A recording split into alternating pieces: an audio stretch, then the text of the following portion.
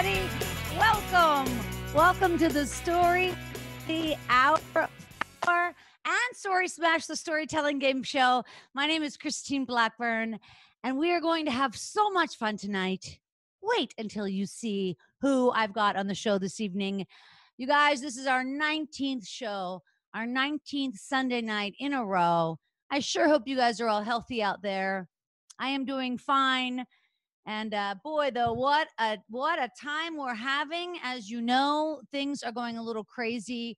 My daughter, you guys, I talk about my daughter. You know her. She's 13 years old. Of course, she's being homeschooled. And then like last week, I had to write her teacher a permission slip so that my daughter could leave her bedroom at 1 o'clock for a dentist appointment. It's odd. That's all I'm saying.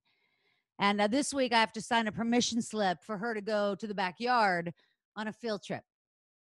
So things are weird. I think you know what I'm saying. I feel bad, though. You know, kids online, it's tough because, you know, they're missing their friends and they really can't go anywhere. And, they're lonely. Now, the good news is teenage boys can't kiss my daughter. Thank you. They can't even touch her. I love it. It's all good there. All right, everybody okay? People are coming into the room. People are parking. Okay, great. People are coming in. This is good. This is good. I was telling the guests on the show tonight a little earlier that our highest number is 81 people in the room, 81. We're at 64.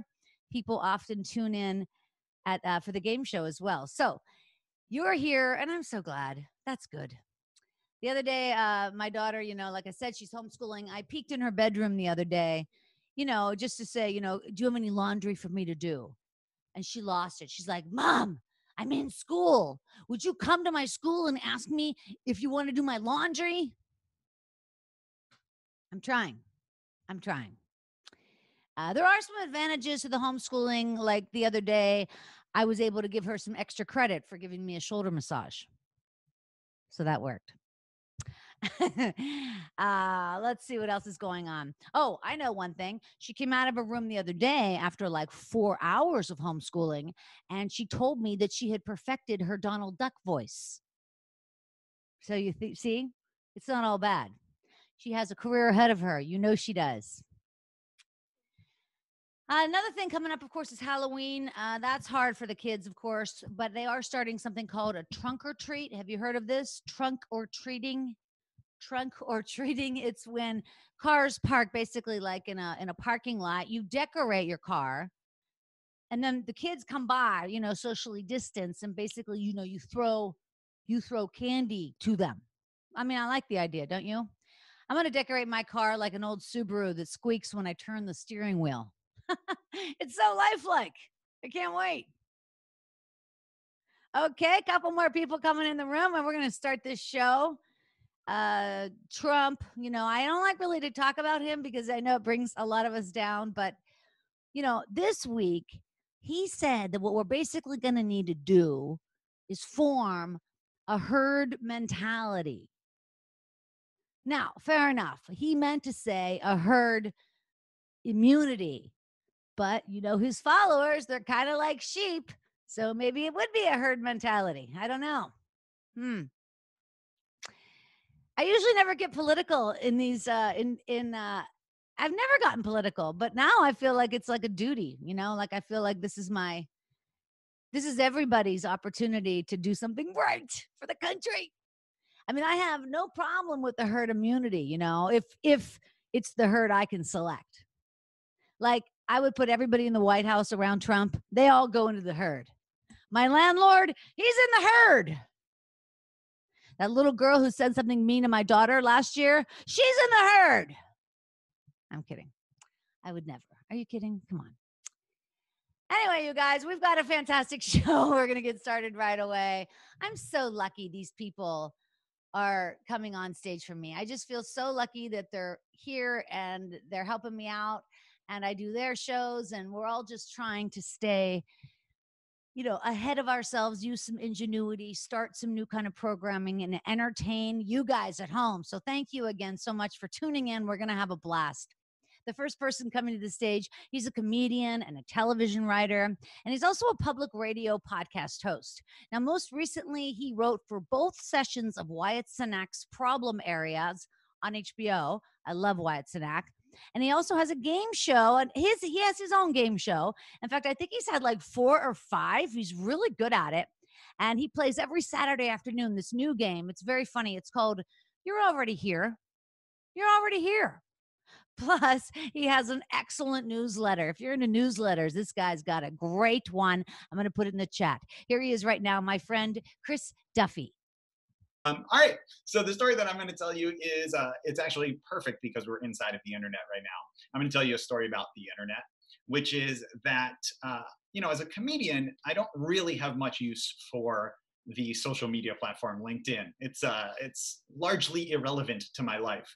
But all my friends who don't do comedy or don't do entertainment, they all use LinkedIn and they feel like it's pretty important for getting jobs and networking. So I wanted to join and just see what was up with it.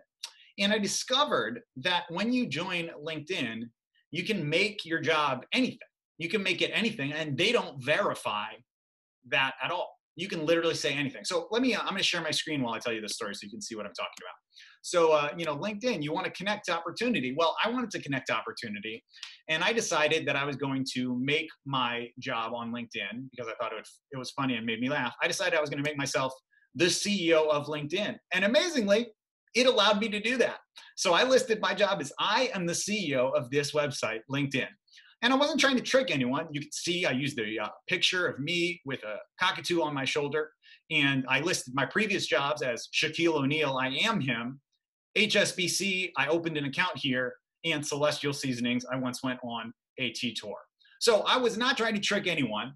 But in an incredible turn of events, a way that is a prank that I had no intention of doing, but I just think LinkedIn basically served itself in the most incredible way, because when I did this, LinkedIn sent an email to every single one of my contacts saying, congratulate Chris Duffy on his new job as CEO of LinkedIn. LinkedIn sent that to everyone. So of course, people started messaging me and saying like, this is, I'm so proud of you. Congratulations on taking over this large social media empire. So that was great. And then, of course, it lasted for a while. It lasted for more than a year, in fact. But then on my 2-year LinkedIn anniversary, LinkedIn sent another email to everyone in my contacts saying, congratulate Chris on 2 years as CEO of LinkedIn. And that started to go a little bit viral. And as soon as it started to go a little bit viral, I got this message from LinkedIn saying, your account has been restricted. You need to verify your identity. So of course, I was like, no problem, I'll verify my identity. I sent them a photo of my license. I said, look, my name's really Chris Duffy. That's really me. And they said, a nice woman named Faith, who works for LinkedIn, she wrote back and said, the problem isn't that we don't think your name is Chris Duffy. The problem is that you are not the CEO of LinkedIn. And I said, Faith, for someone who works for me, you have quite an attitude. And 10 seconds after I sent that message to Faith, she deleted my account. So that was the end of my first LinkedIn account. And, I wasn't ready to be done. I didn't think that was going to be the end of my life there. So I started a new LinkedIn account that just technically meets the guidelines. I made myself the owner of LinkedIn, and I said that LinkedIn is a bed and breakfast that focuses on networking and business. And as you can see, my About Me is from June 2016 to January 2018. I was the chief executive officer of the world's largest business and employment-oriented social networking system. Then one morning I received a message from a woman named Faith in charge of trust and security who said I was not actually associated with the very company I thought I was running. So now I run a series of totally unrelated businesses, and they are all LinkedIn puns, including Lincoln Park, Abraham Lincoln, pretty much anything with Lincoln. So I started getting messages on this new account from people. I wanted to share a few of them for you. Hello, sir. Please let me know where the bed and breakfast is located. Thanks for your time. And I, of course, responded, hi, thanks for your interest. We try to facilitate meeting colleagues in your field, so our location varies according to profession. Generally, the easiest way to find us is exit your office and look for the nearest field. And then, of course, I got another message from Vineet. This was very recently. Vineet sent me a message. Hi, Chris. I'm reaching out to business owners, hotel owners during this time to immediately lower their water bills by eliminating all toilet leaks. An average of 20% of toilets leak. Can I share how? I would love to help. And I said, yes, please, because I did a little bit of Google search, and 20% of toilets, do they leak? Yes, that's confirmed. So Vineet is telling the truth. And I did not want LinkedIn to go under because of a toilet leakage and water bills just flying through the roof.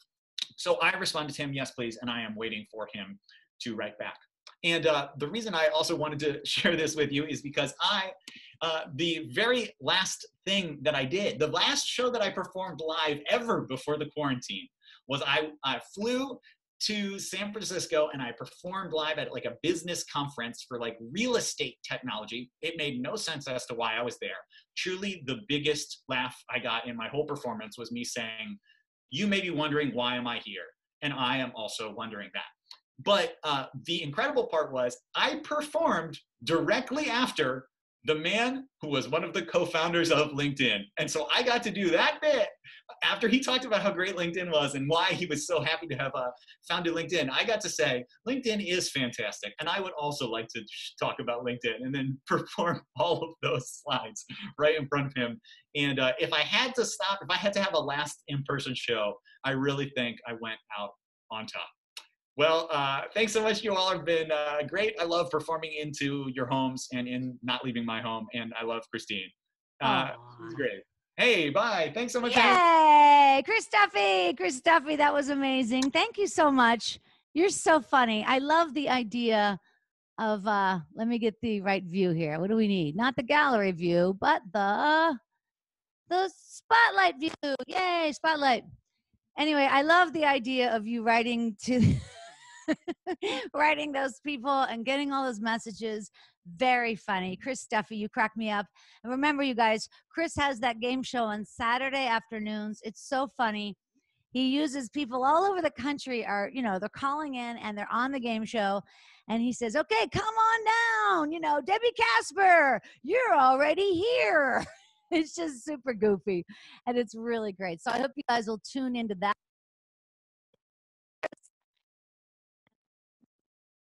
Here. All right. Now this next, I got to tell you, I met her just this week. So she's a new friend and she's going to be on the Storyworthy podcast this week on Tuesday. She's so funny. They sent me her book before I had her on the show, right? So I got the book sent to me and I finished that book in 2.5 days. It's just the easiest book to read and it's so great. And I'm going to definitely put it in the notes here. It's a brand new book. It's called You're Not That Pretty and Other Things My Parents Told Me. Can you believe that? Anyway, this girl, she is one of the most versatile forces in the entertainment industry. She's a 2-time Emmy-nominated writer for The Rosie O'Donnell Show, and she also wrote on the sitcom Roseanne. And I don't know if you ever heard about stories about people writing on Roseanne, but they are brutal. She was brutal. And this Tuesday on Storyworthy, she talks a little bit about it. I'm not positive what she's going to talk about now, but I do want to tell you that she has a solo show that she just finished in New York. It's called Has Anybody Seen Debbie? And she was just on the way to bring it to Los Angeles when the pandemic started. So it's really a bummer because her show is ready to go. It's off Broadway, and it won the 2019 Comedian Award at the United Solo Fest, which is no small thing. I can't tell you how glad I am to know her, and I know you guys are going to love her too. So please, wherever you are, put your hands together for my friend Debbie Kasper. Debbie. Hi. This is my dog, Jackie. She might bark. I can't help it. She's a dog. Thank you, Christine. This is very, very fun. Chris, I loved your story. I'm so upset I didn't know we were allowed to bring visuals. Anyway, my story takes place in the 70s. In the middle of the 70s, I and a bunch of mangy other hippie-looking college students went to Germany for an abroad program. The school called it German literature, post-World War II literature. We knew better. It was hash smoking and beer hall drinking. So before we went, the professors gathered us all in a room and said, okay, whatever you do, don't bring any drugs with you. And we're, of course, like, shit, really? I'm like, no, you cannot bring drugs. Do not bring drugs. Do not cross borders in Europe with drugs. Do not. We will not bail you out of jail. Now, you wouldn't really imagine that you had to tell people not to smuggle in Germany, but, you know, it was the 70s. So they had to tell us. So we get to Germany, we fly into Iceland, we fly into Luxembourg, we take a train down to Germany, we cross several international borders, and no one checked us at all. It's like we were nuns. Nobody looked at anything, which is really annoying, because here we were in Germany and we had no drugs. And it was the 70s, you know, the 70s were hard to do without drugs. I don't know if you were there, but yeah, I mean, there was disco. It was not good. Anyway, so people start getting a little sloppy. You know, it's kind of like having health insurance your whole life, never once getting sick. And then suddenly you just start getting a little sloppy. You start, you know, smoking and eating Cheese Whiz and skipping around in traffic. So I started getting a little sloppy. I canceled my insurance policy. And my girlfriend, Debbie, and I everybody was named Debbie in the 70s. So Debbie and I hitchhiked up to, was it something I said, Jackie? Okay. Debbie and I hitchhiked up to Amsterdam, which was, of course, the hash capital of the world. There was so much hash in Amsterdam, and you could legally smoke it everywhere. And it was world famous. Students from the world, around the world, backpacked to Amsterdam in the 70s so you could smoke hash legally. It was so exciting. And the hash was so cheap at that time, it cost more money, and this is not an exaggeration, it cost more money for the matches to keep the hash lit than it cost for the hash. Hash was $1 a gram. $1 a gram. Anyway, so coming home from Amsterdam, we hitch a ride with two mangy looking hippies from Vancouver, and they had this like broken down ramshackle love van with faded peace signs on the side. And there's no seats in their vans. It was just like cushions. And we hitch a ride with them, and this other girl named Kathy from California comes with us.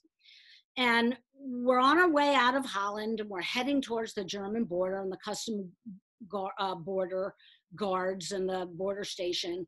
And we're heading up there, and we start airing out the van because, you know, we'd been smoking whatever we had. And one of the guys turns, he goes, "Nobody's carrying, are they?" And I'm like, well, a little late to be asking, isn't it? So what I had done, because I'd gotten sloppy, is I started throwing the hash pipe just at the top of my suitcase on top of my pajamas, you know, pajamas, toothbrush, hash pipe. And I suddenly remembered that I had done that. My hash pipe was just, you know, lying on the top of my suitcase. So anyway, we get up to the border guards, and they've got guns, and they're German, and they all start screaming, "Außen, außen, außen." I don't know whether our time was up. We looked like a load of trouble, but they unloaded the van immediately. So we all got außen, getting out of the van. And before I can even start telling anybody that I'm a little nervous, the Germans start unloading the suitcases. And I see them taking our suitcases and our backpacks, and they're taking them into a back room. And before we even sit down, we all sit down in this row. Before we even are all sat down, this German who looked like he was right out of Hogan's Heroes, he comes running into the room with my hash pipe, shaking it. "Was ist das? Das ist eine Haschenpipe." And "Who is das Haschenpipe? Who is the owner of the Haschenpipe?" So I raised my hand and said, "The Haschenpipe is mine. Ja, ich bin the Haschenpipe." And I was like so proud. Look at me. I'm negotiating at the border. My teachers would be very proud. So they take me into a room, and they start interrogating me. And I guess it was the boss, who had, I swear to God, he had a monocle, and it was like cut or clink. And I sit down, he goes, "Okay, so the Haschenpipe is seine?" I'm like, yeah, the Haschenpipe is mine. And he pulls out a piece of paper, and he starts writing these notes. And he's like licking his pens the way the Germans in the movies do. By the way, no Germans are hurt during this story. I'm German, okay? I can tell the story. So he's licking, okay. And he's looking at my passport going, "Debbie Kasper, the Haschenpipe is seine Haschenpipe." And he goes, "Where did you get the Haschenpipe?" And I'm being kind of a smartass because I know I don't have anything else, and I know they can't really do anything. So I go, I got it at Oktoberfest. Ah, Oktoberfest. Who gives you this Russian paper? And I went, John Doe. So I said, John Doe. John Doe. Is this the first time you smoking the Russian? And I went, no, silly. I'm from America. It's the 70s. We all smoke hash and pot. And he goes, oh, who smoked the pot with you the first time? And I said, my brother, Reed Kasper, which is my brother's real name. So he writes, Reed Kasper. And then he says, where's this Reed Kasper now? And I said, he's in New Jersey. Ah, New Jersey. And he says, I do not know this New Jersey. And I said, well, that's your good luck. So he finishes my little form and he hands it to me like it's an invitation to a better life. I go back out to the room. I sit down with my friends. By now they've called in the German Shepherds. They're sniffing the van, and there's guys with screwdrivers taking out the seats, taking out the armrests. They're dismantling the van. And we're all sitting there. Nobody's talking to me. The Germans are the only friends I have in the room at this point. And the next thing I know, a Fräulein walks through the door. Swear to God, she had a mustache. She points to me. She goes, come feed me. So she takes me into this room and she makes me strip. And of course, I've seen the movies. I saw Midnight Express. So I'm like, oh my, do I take everything off? And she's like, yeah, you take everything off. And I'm like, but we just met. Now, again, I'm not necessarily very scared, except that I know that they can check in orifices. So she strips me down. She looks at me. She doesn't check in any orifices. She sends me back to the line of hippies sitting there not speaking to me. And then she points to the girl from California. She goes, you come to me. The girl from California stands up, spins around, so she's facing us, reaches into her bra, pulls out a nickel a pot, and drops it on my friend Debbie's lap, and then turns back around and goes to get inspected. This girl had a nickel a pot in her bra the whole time. She was so cool. She didn't freak out. She didn't. Anyway, so then they come and they get Debbie. And Debbie stands up, does the same thing, turns around, reaches into her bra, drops it to Mutt and Jeff's lap, and we do whisper down the pot lane. The Germans took apart the van. They put it back together. They never found anything beyond my dirty hash pipe. They did test the ashes in the hash pipe, and a scientist comes running through the door. Positive, the hash pipe is positive. And I'm like, well, of course it's positive. Of course somebody smoked hash in it. What do you think we were smoking? Babies? Yeah, we smoked hash in the hash pipe. So they put us back in the van. They give us all our suitcases back. They're very annoyed because they couldn't get us on anything. And they proceed to tell us that we can't come into the country of Germany because there wasn't enough tread on the front left tire. So we go back into Holland. Nobody's talking to me. We go to a bar. I have to buy everyone drinks. And we meet this Dutch guy who we tell the story to. And he's like, oh, those Germans, I hate them. And he takes all 5 of us back to his apartment, makes beds for us on the floor. He's got a baby, 2 babies and a wife asleep. He spreads blankets all over his floor, lets us sleep there, wakes us up the next morning, makes us breakfast, packs us lunch, and sends us on our way back into Germany with our new tire that I had to buy. That's the difference between the Dutch and the Germans, by the way. When I get back to New Jersey, I say to my brother Reed, I said, by the way, don't go to Germany. And he's like, why? I'm like, well, you're kind of indicted there, so just don't go. So I've never been back to Germany since, and I probably never will. They have me on file somewhere.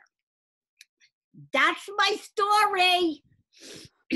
Wow, you guys, Debbie Kasper. Debbie, you are such a rebel. I can't even believe it. Am I allowed to tell drug stories? Yeah, I love drug stories, but it's so scary because it's like locked up abroad, you know? Yeah. And especially in Istanbul. Well, no, you weren't in Istanbul, but you were thinking of Midnight Express. Yeah, that poor actor getting raped by that Turkish guy. Oh Horrible. my God, so horrible. Now, do you still smoke the hash and piping? No. No. I'm totally clean and sober at this point in my life. I Oh. did all my drugs and booze in the 70s. All right, good for you. Nice to get it out of the way, isn't it? Yeah. Listen, are you getting good reviews on the book? Because truly, I whipped through it. My friend Cynthia Levin, she already read it. Are you getting good reviews? Yeah. It's just out of sight. It really is. Now, the new solo show that you're going to be bringing to LA when the pandemic lifts, is some of that show, Where is Debbie? Is some of that from the book?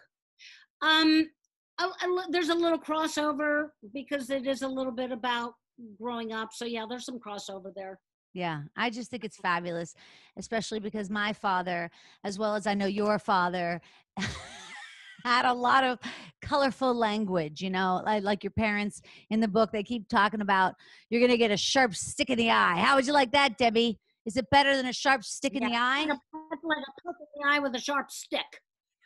I don't want to go there, Dad. Oh, you'd rather poke in the eye with a sharp stick? Maybe. I want to go to Gettysburg.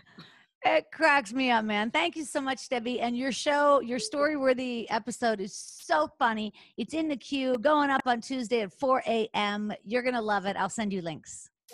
All right. Yay. Bye. Thanks, Debbie. Okay, you guys hang around because you know it's 7 o'clock, top of the hour. Blaine Capatch will be here. And hopefully Danny Zucker is going to be here. I got a message that he's got some things going on, but hopefully he'll put them aside and join us at 7 o'clock for Story Smash, the storytelling game show.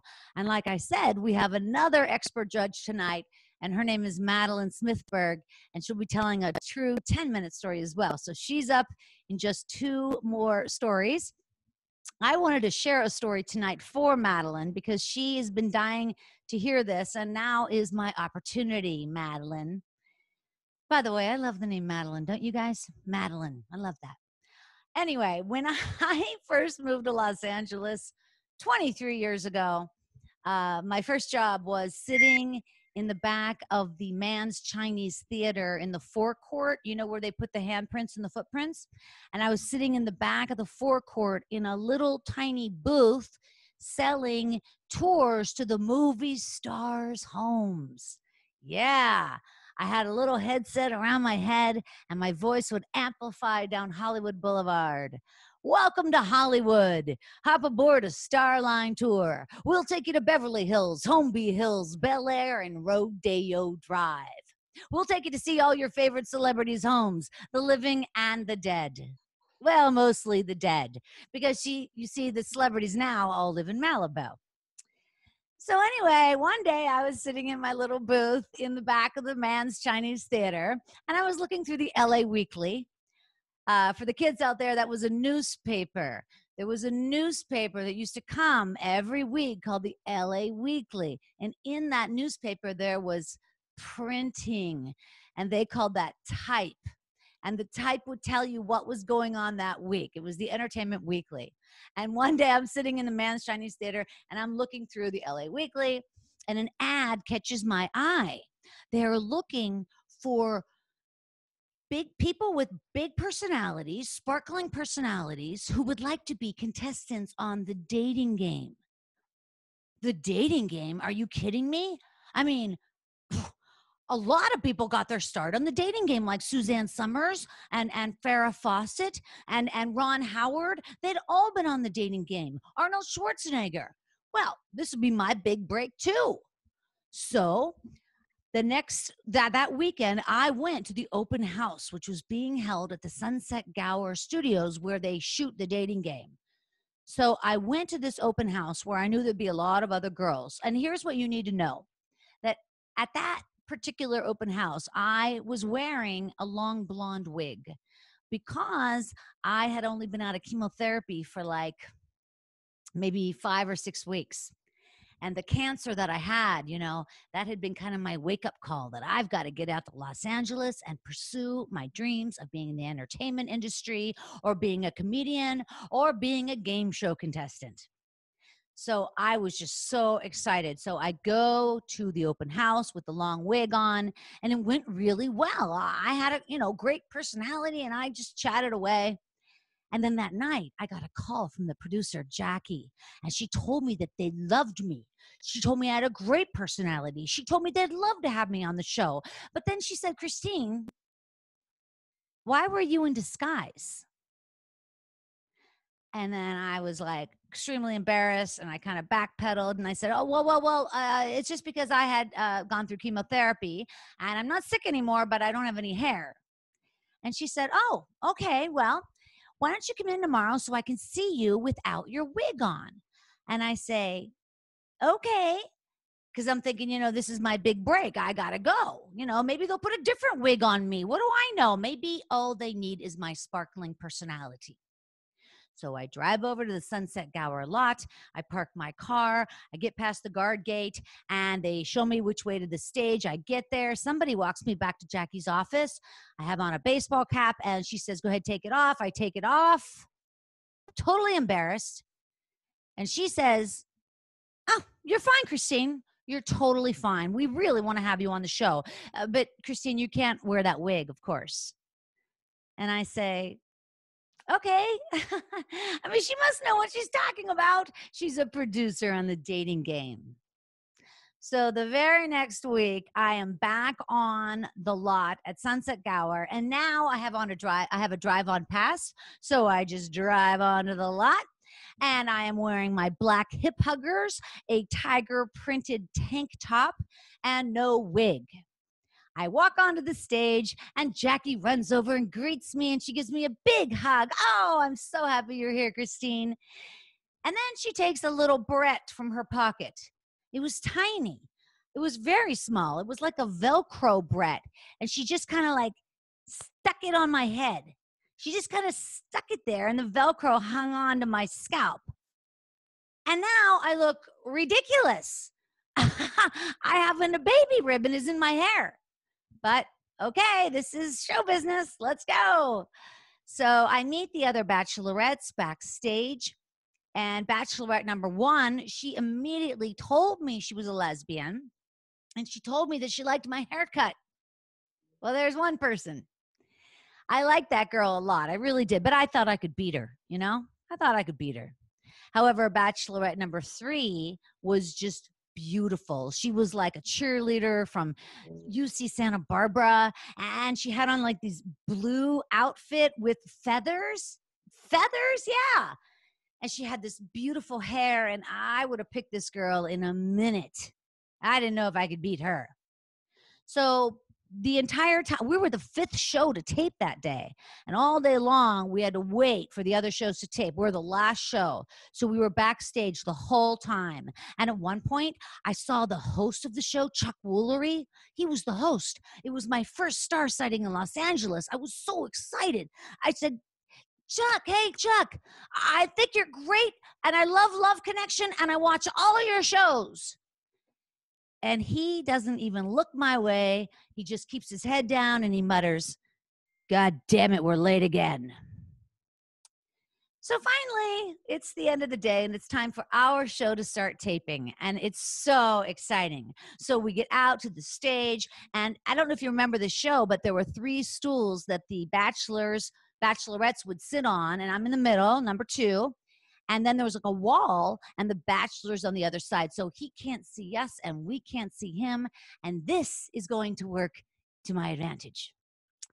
The audience is made up of people from a halfway house that they bus in the morning, and they've been there all day. They're all strung out on that candy that they throw them, and they're just barely clapping. I mean, they're barely with it. The warm-up guy can't get any energy out of anybody. And the show starts. So right away, the questions begin and everything. And right away, I start like knocking it out of the park. Like, I am funny. I am hitting it, and they are laughing. And the bachelor says, Bachelorette number 2, I'm a cat, and you and I are on a date. What does it sound like? And I'm in my tiger print tank top, and I just go, Rawr! And I just knew I was doing very well. And so did the other contestants, because when it was the break, before they were going to come back and introduce who the bachelor was, the bachelorette, they both turned to me. Both bachelor number 3 and bachelor number turned to me, and they both like, oh, you so won. And I'm like, I know. So we come back from the break, and sure enough, he picks me, Bachelorette number 2. And it's so exciting. And the audience starts, clapping, and the band starts up. And then they introduce the other 2 girls. They go out before me. So he sees them first. Well, okay, Bachelorette number 1, whatever. But then Bachelorette number 3 turns the corner, and she's so beautiful. And I'm just like, sick to my stomach, because I know he's going to see her, then he's going to see me, and he's going to be so pissed. Then they announce the bachelor. Get ready, Christine, Bachelor number 2, because our bachelor tonight is Jeff. Jeff is a sports fanatic who lives at the beach and loves sports. Yes, you mentioned that. Come on out, Bachelorette number 2. And I see him. And he's like really good looking. He looks like Sting, like those years of Sting, like way back, that Sting, Fields of Gold Sting. And my heart just sinks to the pit of my stomach, because I know he just saw that cheerleader. And here I am with a baby ribbon in my hair, and I'm bald, and he's probably so pissed. But I go over, and he's nice to me, and he gives me a hug, and he shakes my hand, gives me a hug, and then he holds my hand, and then we hear Chuck Woolery. Get ready, Jeff and Christine, because you're going to Tucson, Arizona. And now I'm pissed. I mean, first I get cancer, and now I got to go to Tucson. So then the next thing you know, we have to blow that kiss into the air. Mwah! We blow the kiss, and the lights are out, the music's off. Chuck his car. And next thing you know, me and Jeff are kicked out to the back. We're on Sunset Gower. We're just standing there looking at each other, feeling like idiots. And he says, hey, you want to go over to Denny's? The Denny's at Gower Gulch? Yeah, I'll go to Denny's. And we go and we hang out, and he's really nice, you guys. He's super sweet. And he doesn't even seem to notice my bald head. And he asks me to go down to his place in Redondo Beach. And so I did. I followed him in my Celica. I followed his Jeep all the way down to the beach. And then when I get there, he asks me if I want wine. And the next thing you know, we're making out. And you guys, I hadn't been with anybody in a long, long time. And at one point, he's just like, putting his hands through my scalp. And he stops and he goes, listen, I need to tell you about my relationship. And I say, it's okay. Don't worry about it. Really, I was just the gay. I was the gay. It was a joke. It was just a joke. No problem. And he's like, no. I mean about my relationship with Christ. Oh, right. Okay. Jeff, could you give me a little more wine? Could you bring the bottle this over here? Thank you. Anyway, I drank some more wine. I kind of fell asleep, I fell asleep. And when I woke up in the morning, I was in his bed, but he wasn't with me. And I tiptoed out into the other room, and he was there in the living room, like curled up in a recliner with his Bible. And, it just occurred to me that, this guy's probably not going to be the one for me. Probably not, and that's a shame, because he had a good job and a place at the beach. And he was a good kisser. Anyway, I left the apartment quietly. And here's the kicker. Here's the kicker. He and I became really good friends, and we're still friends. And he lives in Phoenix, where our next guest is. And he's a really good person, and we still chat a couple of times a year. So in a way, I think that I did get my first big break in Los Angeles, going on the dating game and meeting a lifelong friend. Yay! Thank you. Thank you. I love that story. Do you love that story?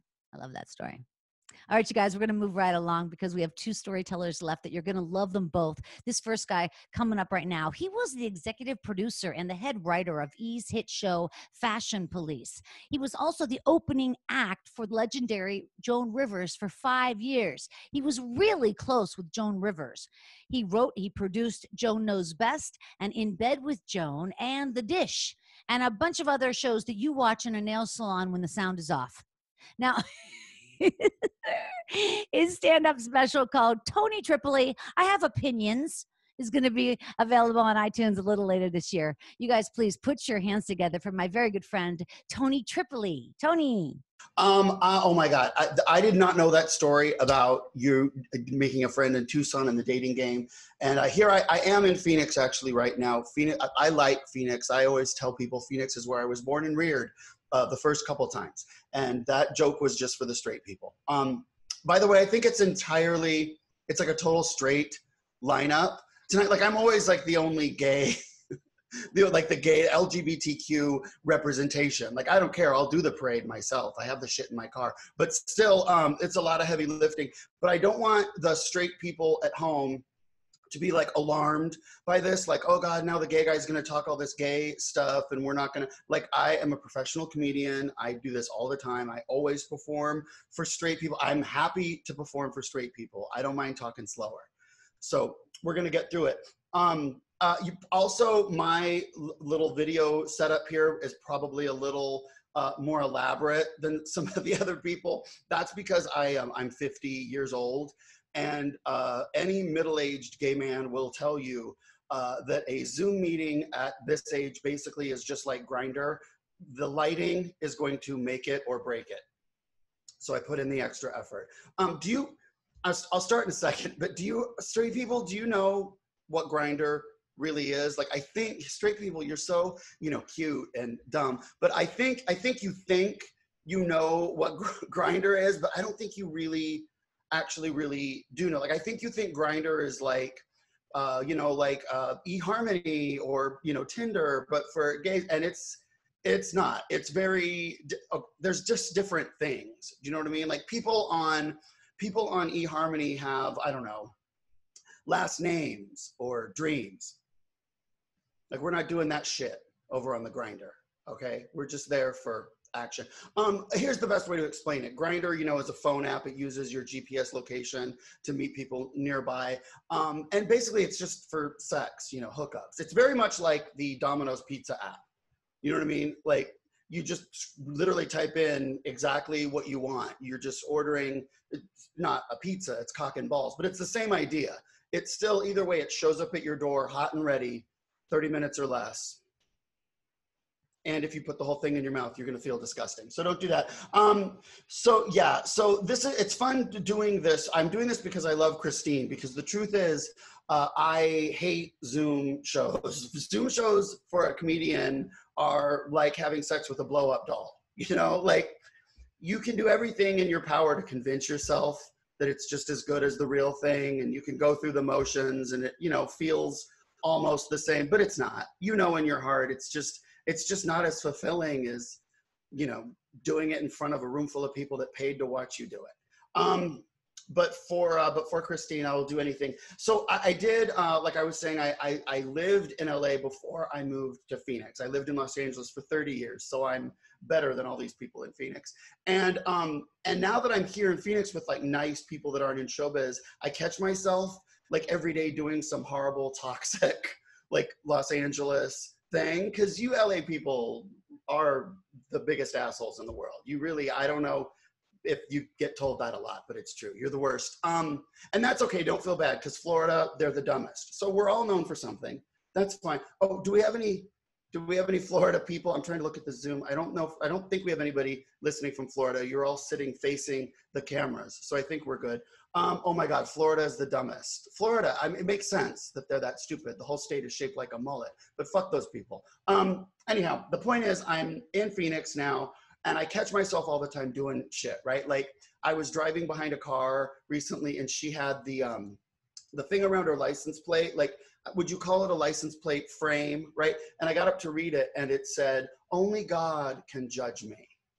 And I thought, no, you dumb bitch. Like, no, have you never met a middle-aged homosexual? That's like literally our thing. Like, that's what I'm best at. That's what I would do in the Olympics, you know? But I wanted to tell you this story about when I lived in Los Angeles. I actually got to be on an episode of the TV show 2.5 Men, right? And the reason, first of all, I never cared about that show. I never liked that show. But there was an audition for it, and there was going to be residuals. So I was like, I'm in. And so I go down there, and they had a fight with the mom, and she had replaced them with the gay version of them, which was me and my Black husband and my adopted Chinese son. Because in Chuck Lorre's world, that's what all gay families look like. And so I was like, I am happy to set my people back, and I will bring donuts. And so I go to the audition, and I know how I got the job. I got the job because there was one moment where I was supposed to say something to like my Chinese son. I was telling him that he was going to play the violin, not a stereotype, for the actress Taylor, what's her name? The lady that plays the mom, and Holland Taylor. And so I ad-libbed something like barking at my son. You know how parents are shitty to their kids? You know, Christine. And so I didn't know anything in Mandarin, but I know how to say Happy New Year, which is Shinyan Kuai Le, right? So when the little line was, and now Ming, I think his name was Cheng Pu. Cheng Pu is going to play you something on the violin. I went, Shinyan Kuai Le, and like pretended that I had a kid there. And they all laughed, and I know that's how I got the job. So at the table read, when it comes to that line in the script, it just says he barks at his child in Chinese, and no lie, they had wrote Ching Chong Chong. So I didn't really feel like that was the best thing to say at the table read, like probably not a literal translation yet. So at the table read, I still said Shinyan Kuai Le, right? Okay. So we go and we rehearse this, and we do the camera blocking the next day, and everything's fine. And by the way, Charlie Sheen loves me. I can't explain it. Everywhere I went the whole week, everything I said, Charlie Sheen was there laughing. Everywhere I went, he was right there next to me. I was just like, Charlie, I don't have any weed. Like, I don't know what this is magic is about. But so we do the camera blocking, everything's fine, and everybody's very, very nice. And but they're never telling me what my line is that I'm supposed to say. Like, they never give me the translation in Mandarin. So I call a friend who speaks Mandarin, and I was like, how would I say do a good job and don't embarrass me like the way a parent speaks to a child? And he tells me it's eating yao zuo hao, right? So I write it on a Post-it, and like I have it all over in my little trailer, like eating yao zuo hao, eating yao zuo hao, right? And so I just start saying that. And nobody ever comes to, check or whatever. So we're on a break, and I can hear on the walkie-talkies them saying, somebody find Tony and get Tony over here. The director needs Tony. Somebody fly in Tony. And at first I assume it's me, and then I realize I'm on the Warner Brothers lot, and there's fucking gotta be 14 Teamsters named Tony, right, that are there to move shit around. So, but it turns out it was me, and they dragged me over, and the director says, oh, thank God you're here. Okay, so here's the scene they were rehearsing. It was the 2.5 Men, right? It was, Ducky and Charlie Sheen and the half man. And they're in the car after they have come and just met us having a birthday party for the mother for the first time, right? And they've found out that they're sort of no longer needed. They've been replaced. And on the way home, they're kind of not wanting to say the obvious thing about us homosexuals. And so they're like, yeah, those guys were interesting. And the kid goes, I thought they were fabulous. Because I don't know, apparently I sneezed, and now the kid caught like full-blown gay from me or some shit. I don't know, that show was a fucking nightmare. And anyway, so they're rehearsing the scene, and I get there, like they bring me in, and the director goes, oh, thank God you're here. I need you to show the kid how to talk gay. And I was like, I'm like, what? Okay.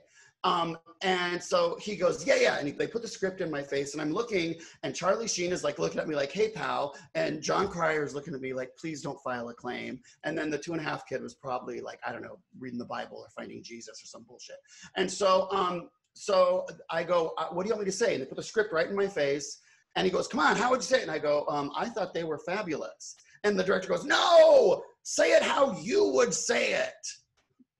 right? And I was like, oh, right, with a dick in my mouth. Got it. Good note. That's great direction. You're a star. And so I go, I thought they were fabulous, right? Like, I know how to do the accent. And the director goes, no, do that thing you do with your hand. And so I was like, oh, well, that's called fisting. And you have to put your fingers together. Okay, so I was then escorted off the set and told to stay away from the half man for the rest of the week. So it's the morning that we're taping. And because we have the kids in our scene, we're pre-taping before they load the audience in. And so we're sitting there and we're starting to do like all the final makeup touch-ups and all that stuff. And they've spray painted John Cryer's hair on. And these two people, a man and a woman, very young, in like suits with briefcases, come to the set. And they're like, we need to speak to you for a minute. And I'm like, yeah, what do you want? And they go, we need to know what it is that you're saying in that other language. And I'm like, well, it's Mandarin and a lot of people speak it. And I'm, saying, do a good job. And they were like, well, this is going to air in a bunch of countries and we have to like vet this. You can't just go out there and say it. And I'm like, oh, well, I don't know. That's like your job, not mine, right? Like you have a briefcase, right? And so they're like, well, oh shit, we're about to tape. Like, what are we going to do? They're talking to each other. Like, we're going to get in troubles. And so I remember that the actor playing my 12-year-old adopted Chinese son, Cheng Pu, has his mother and his grandmother on the set with him. And the grandmother has not been speaking English all week. So maybe she can like verify it. So we run out to the trailers and we bang on the kids' trailer and the grandma answers and she's like, oh, and I'm like, hi. And I go, 一定要做好. And she goes, oh. And I look at the people with the suits and they're like, I don't know, do it again. And I go, 一定要做好. And she goes, oh, right? And so they kind of look at each other and shrug and go, okay, well, he's not saying something filthy because she's, happy about it. So they're like, all right, let's roll the dice. So they take me back to the set, right? So we shoot the scene, we're all done with the scene and we're sitting there on a break in case they have to do any more shots for coverage.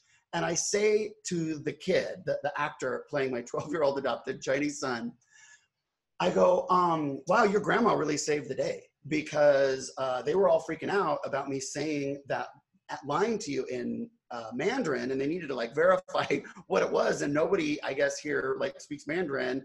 And so thank God your grandma was able to like give us the thumbs up.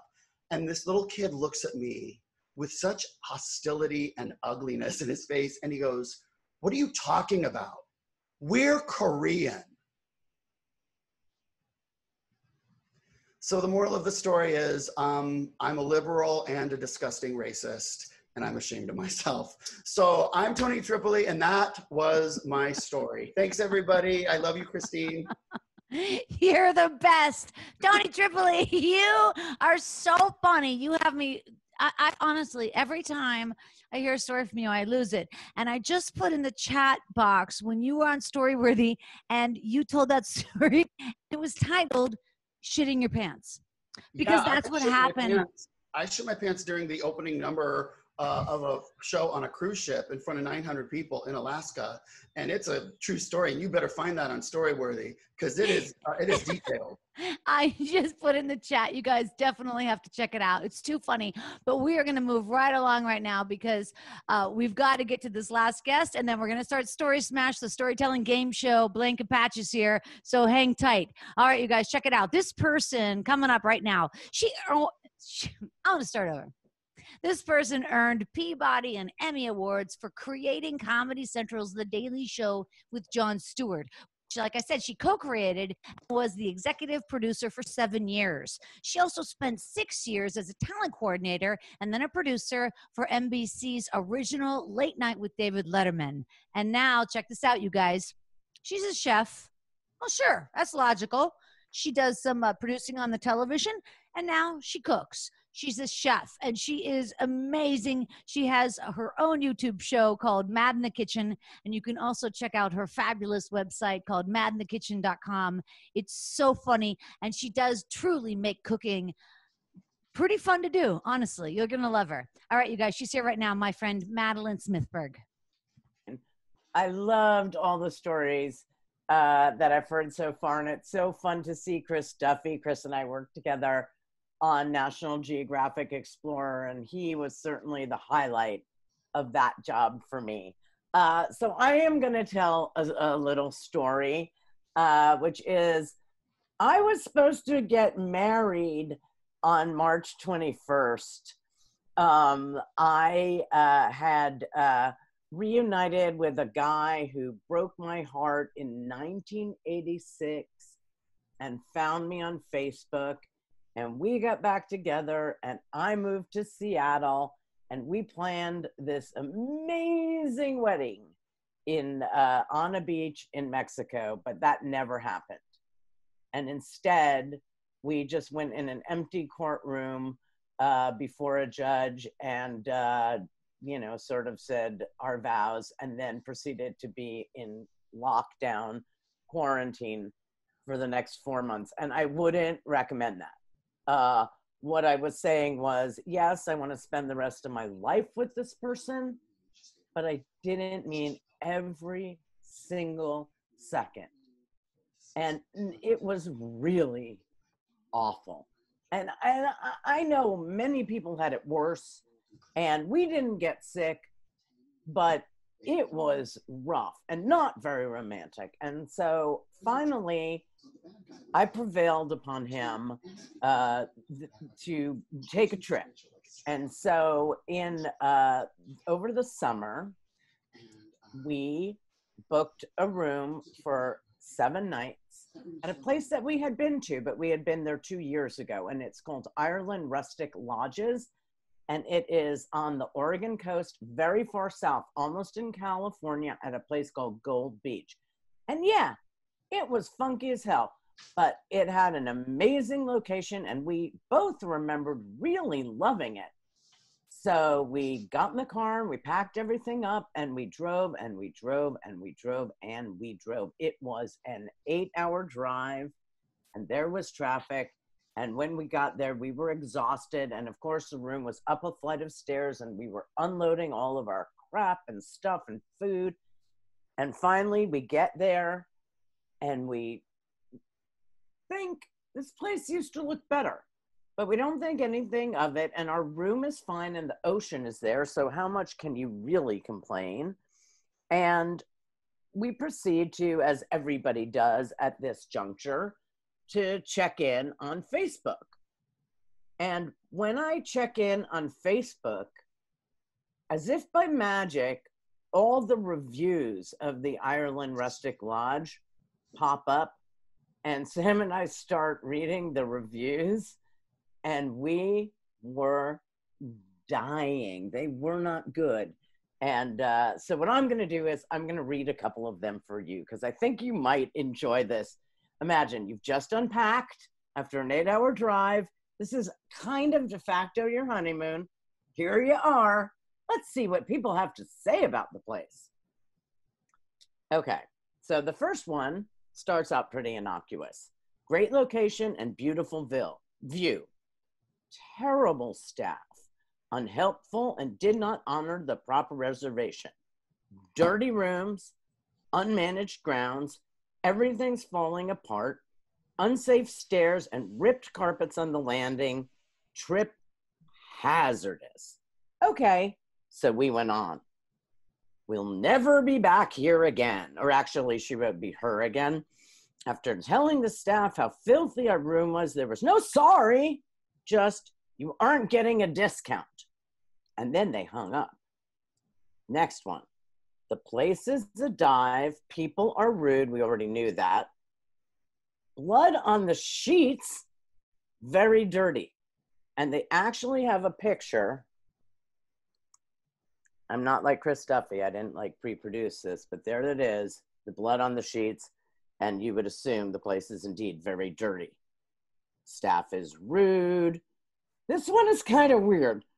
My husband and I have made some amazing memories in this beautiful place. So far it's skewing positive with our 3 dogs.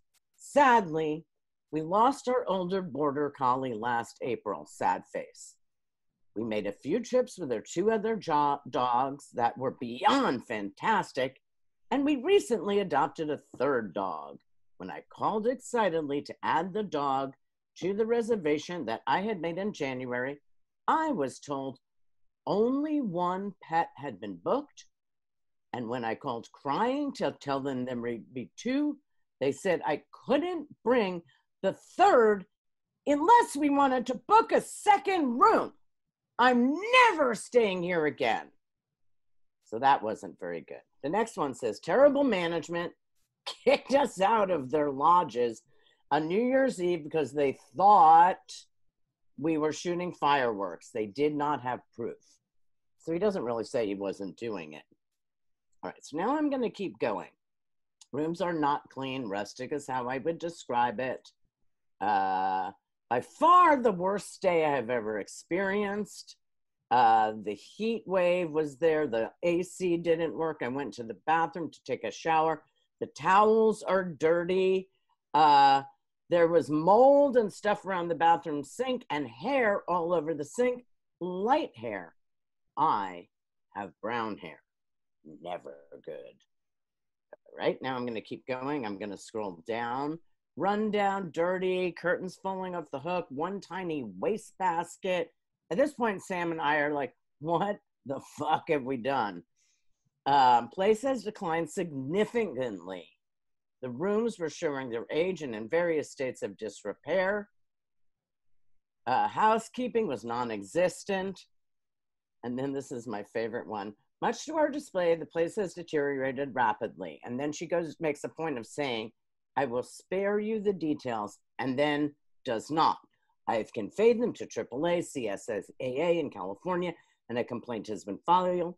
I followed with a suggestion to an employee named Charlotte Ray, who indicated should send a list to Tina. 3 weeks later, I got a thing. There was no mail. Anyway, she spared us the details. Not. This is the worst hotel I have ever stayed at. We showed up Friday on the 23rd, all one word, to arrange at a room and dirty bed sheets and pillowcases. We went and we talked to the people and they sent a maid, and all she did was move the pillowcases to the middle of the bed. There were sugar packets in the drawer, the floor didn't look swept, and there were hair ties and garbage behind the dresser and a dirty fork in the closet. And then it gets worse. I write this review with a heavy heart, as Ireland has been a place I have returned to and gone to relax to find peace since I was a child. It has gone, all caps, way downhill. Sunday at noon, we returned to our room to find the housekeeper passed out, almost unresponsive, in a recliner. I don't know where to go from that. Apparently she had been doing shots and passed out in the room. And then I have one last one, which is just hilarious. She starts it out. We were on a 2-week vacation. We checked in. We were given the keys. We ended up not going back to them until 10. We turned on the lights and the light blew out. But the worst is yet to come. When packing up in the morning, there were spiders in the bathroom, and I pulled the bedspread in the second bedroom to find my children's socks and discovered, yes, blood all over the sheets. I went to replace the toilet paper roll in the bathroom and found wadded up used toilet paper shoved into the roll. There was an originally locked utility closet, and someone had come into our room and taken a poo. Anyway, the final one reads, wonderful ocean view and incredibly comfortable. We had an amazing time. You just had to think of it as camping, and our room was fine. It wasn't the cleanest and all the lights were out, but you can't, there's nothing you can compare to having the ocean from your deck. Anyway, I would go back. Yay. That was fabulous, Madeleine Smithberg. I'm so glad you and Sam are married. Did you talk about how you guys met or when you met? We met in 1986 in New York City and fell madly in love. And then he dumped me completely unceremoniously on a phone call. And in that same second, I looked at a piece of paper in my hand and it said, call Darcy about a job at Letterman. And I had wanted nothing but a job at Letterman for 2 years. So I had this moment that was like an emotional wash where my heart was broken, but my dreams came true in a split second. And I never processed it because I jumped into my job at Letterman, and then life took on. And then he found me on Facebook. So as awful as Facebook is, and all the horrible things that Mark Zuckerberg is doing and allowing, I remain faithful because I owe him a lot. Aw, that's fabulous, though. Wow. I wonder how he felt when he saw you on Letterman as a producer eventually. He must have thought, God damn, did I mess that up? He totally did. And apparently he talked about every therapist he ever had about how bad he felt about the way he treated me. So it's great to have the moral upper hand in a marriage, I'll tell you that. No kidding. No kidding. All right, you guys, that is awesome. All right, you guys, thanks, Madeleine. Listen, you guys, we're going to wrap up this portion of the show, and Madeleine's going to be back as she's going to be back as one of our fabulous expert judges. Danny Zucker's here. Blanca Patch is here. I just want to say thank you to everybody who performed tonight. Big thank you to Chris Duffy. Amazing. I'm glad we became friends. And big thanks to Debbie Kasper. Honestly, the fastest book you'll ever read. Get Debbie Kasper's book. And a big thank you, of course, to Tony Tripoli, who I adore, and I can't wait to see you play Story Smash. And, of course, to Madeleine Smithberg, who's my new friend. Head over to her website, madinthekitchen.com. All right, you guys, my name is Christine Blackburn. Good night. My own bets and I make my own deals. So if you're following me, you better make clear, yeah. Hey, hey, hey. If you're looking for heaven, baby, the line forms to the rear, and you can follow me.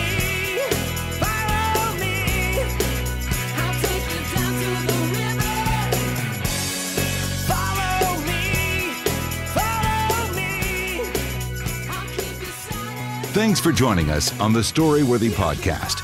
We'll be back next week with all new stories. Subscribe to Storyworthy on iTunes and visit the Storyworthy website at storyworthypodcast.com.